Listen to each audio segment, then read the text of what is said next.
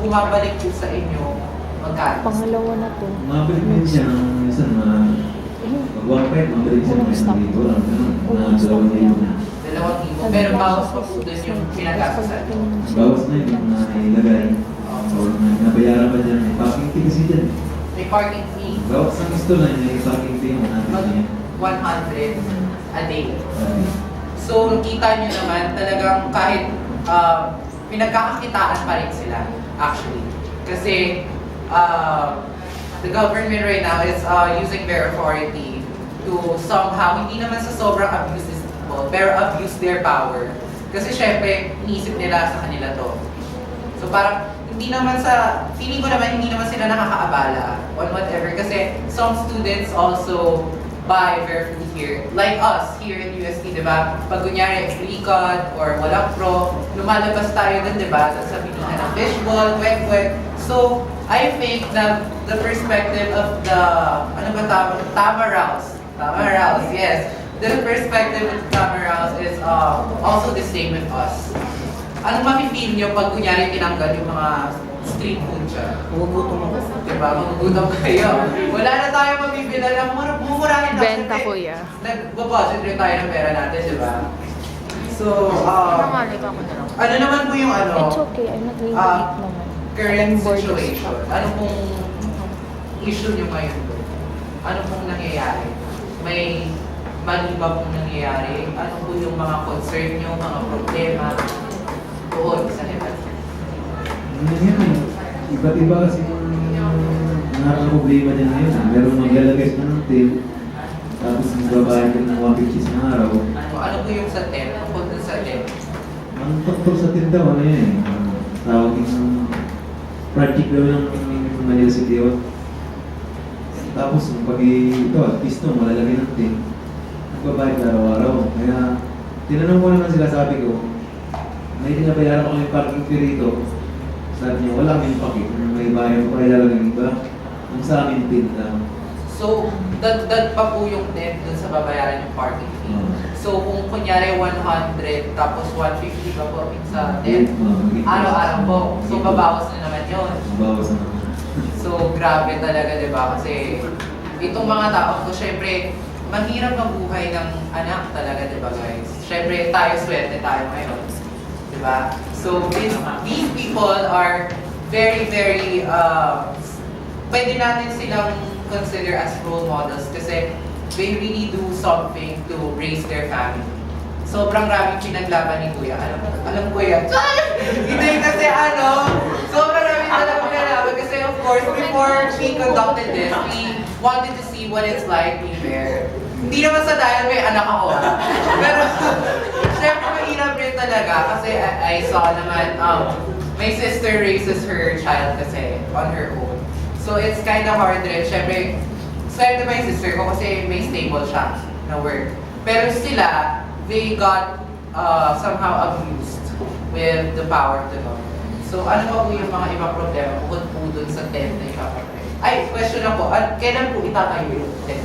Approved na ba na itatayo yung tent? Wala pa. Wala pa. Kasi medyo nag-follow kami na hindi ututulan natin yun kasi natutulan natin kasi hindi kaya. Ano pa po yung iba? Problema ko iba yun. Matanggal siyang tuloy. Matanggal ng tuluyan. Hanggang ngayon po, kahit pinagbabayad kayo ng parking fee, gusto pa rin nila ipatanggal yung FAC. Gusto lang yung lalo na ngayon na yun. Mayari ng building, yung mga restaurant. Nagreklamo raw mga tina-tina kasi Nakaharap po. hindi wala nang gano'ng makain sana nakapunta na sa Sa FAC. sa medyo mura. Tapos sa kanila, mahal. Medyo wala ka nang matagilid sa kanila. Kaso hindi naman yun. Pero Hindi ano? naman yung kasalanan yun. Kasi, syempre kung maganda yung pagkain nyo, kung maganda yung presyo, pupunta talaga ng tao. So, it's wrong to blame them for not having a business, di ba? Sorry, sumingit pa ako. Hindi, wala. Comment lang. Ano pa po? Unang may reklamo niya ng malaki, malaking vendor, malaking ano. Diyan na yung mga flow.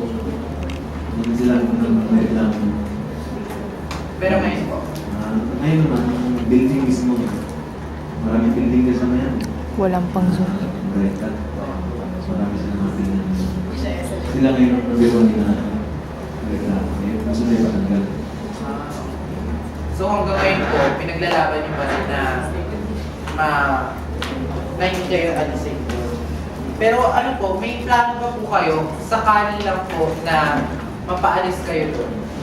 Ano pong plano niyo sa business niyo, sa hanap buhay niyo? Ano pong, may nakikita ba kayong plano? Paano niyo, syempre, hindi naman po siguro forever. Syempre ano po, parang baka someday mawala rin siya, malay nyo. So dapat meron rin kayong plano na, meron ba kayong plano na naisip? Pag nila may natanggal, plano nga yan, probinsya na talaga. Babalik ko kayo. Hindi yung probinsya na, sa probinsya na yung mga ako eh. Okay. Ganun ka. Bakit pala po kayo nandito sa Maynila? Kasi mas nakakapagtrabaho po kayo. Dati kasi yan eh. White House magulat. So kasaway pala na siguro. Bad boy. Dito ka po. So dito po muna kilala yung asawa niyo ngayon. Ay! Sa Manila talaga nakahanap ang true love. Kailan ko kaya mahanap yung akin? Nahanap niyo na ba yun nyo? Oo. Sino na ko? Binitawan. Okay. So, ano naman po, ano kung sa tingin nyo kailangan gawin ngayon ng gobyerno sa inyo? Ano sana, mag-gobyerno na. Tulungan niya na yun eh. Kasi nakakasasan na sa malalaki-laki na nakapokus sila sa malaking negosyante. Kung nakita nila maliit na negosyante, vendor, maliit na negosyante, may tingin kasagasa sa mga malalaking negosyante. Masagasaan sila. Pero hindi naman ito talaga ito masagasaan. Sila mismo, humihigita dyan sa asin na sa malaking negosyante. Kasi yung kami bibili sa malaki, ako tapos na rin. Napapagod ko nila yan eh. Dapat nga, hindi dapat nila. So, hindi na po kayo vendor. Vendors pa rin. Vendor ka pa rin po, pero tricycle driver ka rin po. Kung tingnan nyo naman, guys, vendor na tricycle driver pa. Paano kung may... pabili ng fishbowl, tapos biglang nagpahatid sa USB. Si Mrs. nandun, nagbabantay si Mrs. pala. Yung mga anak po nasa bahay. Nag-aaral yung isa dito. Tapos may naalala lang po, kung inwento lang din natin yung Virgin. Sa, yung sa rallying na ganap. Yung may kabaong pa po. Panahon niya na yan eh. Panahon niya sinsayan. Ano po yun? Anong nangyari? Ba't po may mga kabaong na nakahilera dun sa black picture? Sorry guys, hindi ko mag-get. Hindi na upload. Hindi na talaga pinatinda lahat buong Metro Manila yun. Lahat ng buong vendors. Lahat ng, as in, hindi lang po dun sa Murayta, pati po yung dito. So lahat ng vendors na kahit na anong pagkain or gamit, wala. Kailan po to? Anong year? 1990s na. 1990s. Hanggang, tumagal pa po to? Bali, bumalik din siya na parang nawala rin sa kanya. Bumalik din ang windows. Ginagaano na nakaupo sa nansipyo, medyo malma. Grabe naman. Bakit po kabaong? Ano po ba kung siguro? Kasi parang pinapatay yung maliliit na naiinda. Maliliit na Naiinda. So parang pinatay nyo na din kami kasi wala na kami hanap-buhay. So ganun pala yun. Grabe no. Kasi, wait lang. Sorry. Okay, so ano po, ayun lang naman po yung gusto namin malaman. Ano naman po yung maibabahagi nyo pa sa mga taong ito ngayon na sana ma-realize nila, malaman nila. Ganun. Kung napadayo sila doon, may libre ba kami fishball? Diba? Kwek-kwek. Fishball ako ng fishball, kwek-kwek pala. Libre kwek-kwek. Ano po? Ano po yung may babahagi nyo? Kasi syempre, mga kabataan pa po mga tao. Ako medyo tatlis na nila ako eh. Wala din naman, ibang mga kabataan, alam nila, mag-aaral sila, na walang ibang taong naghihirap, o hindi sila nahihirap, may ibang bahay mo sila. Pero hindi nakikita yung maligid. May lalo pa kayong mga mayayaman, yung malit na nasa billboards, sige. Yan talaga yung mga tatawag ng mga yan, mga espesyal na yan. Espesyal na tawag sila pa sa lipunan nila. So, ano po, in other words, oh my God, sabihin ako dapat eh. In other words, hindi sila aware na sobrang blessed pala nila sa lagay na to. Kahit siguro, kahit may mga problema sila sa pamilya, kahit pa paano, mas swerte pa rin sila. Kasi hindi nila pinagdaanan kung ano yung pinagdaanan. Siyempre yung estudyante yung nag-aaral. Kaya guys, pag-aaral nyo, pag-aaral nyo. Okay. Habang may pangbayad ng tuition, ay pang magbayad naman ko lang, mag-aaral yun. Habang kaya pa na magbayad, huwag kung saan-saan ginagastos. Okay. Sa vendors na lang. Actually kasi syempre, di ba, at least makakatulong kayo sa kanila, tsaka mabubusog pa kayo. Mas maganda yung nalalaan mo yung pera mo sa something, sa bagay na ikakabusog mo. Kasi sabi rin sa akin ng parents ko, na sige, okay lang na gumastos ka, basta pagkain. Kasi syempre, yun yung talagang kailangan natin sa katawan natin para mabuhay. So, imbes na igastos mo sa mga gadgets na hindi mo kailangan, mga bagay na hindi mo kailangan, ano mo na sa pagkain, di ba? Para at least, there's, ano ba kayo tumatawa? Nailang ako. Wait lang. Okay, so gets nyo naman, di ba, yung thought? So, at this point, meron ba kayong questions na pwede itanong kay Tata? Right here. Kung meron kayong mga curious thoughts on something, kung paano ba sila, mga hindi ko natanong, gano'n. Meron ba? Walang patanong ka. Itanong sila. Zinong Kaya may tanong ba kayo about anything? Ilang taon na si Kuya? Ilang taon ka na po? 33 pa lang si Kuya! Batang-bata pa. Ilang years na po kayo sa FLA?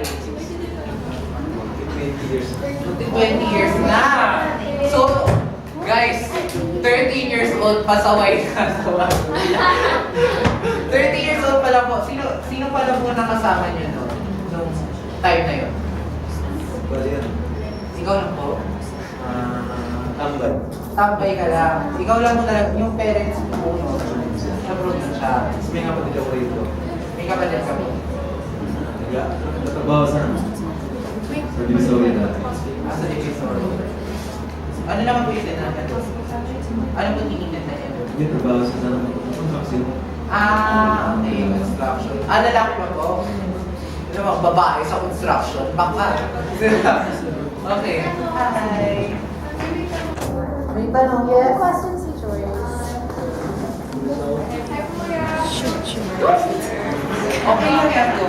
So, what do you think, ano po sa tingin niyo, parang possible po na solusyon kung mga sa problema niyo? Di ba nga po yung parang yung government po, ganun nga po yung para sa parang mga mentor. So, tingin niyo po, ano po yung possible po na maging solusyon sa problema ngayon?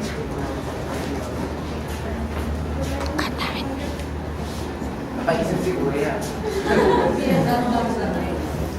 Ano ko lang din na iayos na nila. Hindi yung basta ng ayos nila. Pag sa tingin natin, pag nasa maayos talaga ang usapan, hindi naman gagawin. Hindi rin magkaroon ng may mga ticket, hindi pag-usapan ng Linda. Kasi katulad niya, yung lalang iba dyan, talagang paaral sa college yan, yung mga bilos iba dyan. Pwede Ate Berky, nasa PU yung nag-aaral. Oo nga po. Ayun pa guys, yung kilala ko kasi doon, si Nanay Virgie, yung heparin talaga ang bumuhay sa mga anak niya. Ilan po yung anak ni Ate Virgie? Hindi natin. 4. So yung 4 na yun, nabuhay ng heparin. So lahat, napatapos niya, yung 4 na yun. Sige, stress ko, 4 na estudyante yun. Kasi tata talaga, kasi hardworking talaga. One last question. May dalawa pang question. Dalawa pa. Okay, sige, double time tayo. Come on. Yes? Hi Kuya, di ba nakwento niya na inaabis ng government yung sa heparin? So ano po yung pinaka-worst na na-experience na ito? Experience ko yan, galit. Galit at takot nagsama kasi tulad, galit ako, bakit kinalis. Natakot naman ako basta magugutom ng pamilya ko. Tapos pilit kaming bumabalik dyan dahil sa maghanap ko ng trabaho ay mura-mura ng sweldo eh. Dahil sa tulog ng sistema ng gobyerno. Wala kang makuha mga ganyan sa akin yan. Tulad sa akin na hindi mababa ang pinag-aralan.